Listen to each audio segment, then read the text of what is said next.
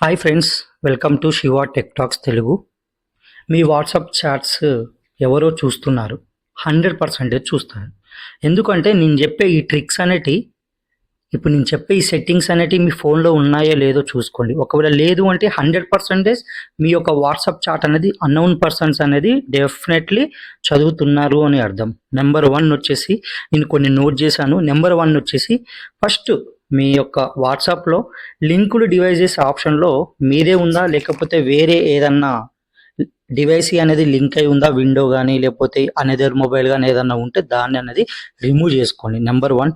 Number 2 వచ్చేసి unknown మెసేజ్లు కానీ అన్నోన్ వీడియోస్ కానీ ఫొటోస్ కానీ లింక్స్ కానీ ఏం క్లిక్ చేయకండి, వాటిని ఇగ్నోర్ చేయండి. చూడకోకుండా డైరెక్ట్ కావాలంటే డిలీట్ చేయండి. ఓకే. నెంబర్ 4 వచ్చేసి మీ డీపీ కానీ స్టేటస్లను కానీ అన్నోన్ వ్యక్తులకు కనిపించే విధంగా పెట్టుకోకండి. ఓకే. అండ్ ఇంకోటి వచ్చేసి ఫేక్ వాట్సాప్ కానీ వెబ్ బ్రౌజర్లు థర్డ్ ఉంటే అది జీబీ వాట్సాప్ అని చెప్పేసి ఇలా కొన్ని ఉంటాయి కదా. ఇలాంటి అకౌంట్స్ నుంచి కానీ మనం డౌన్లోడ్ చేసుకోవడం వల్ల మన డేటా అనేది కూడా వాళ్ళకి ఇన్ఫర్మేషన్ మనం ఇస్తున్నట్లే, అదొకటి.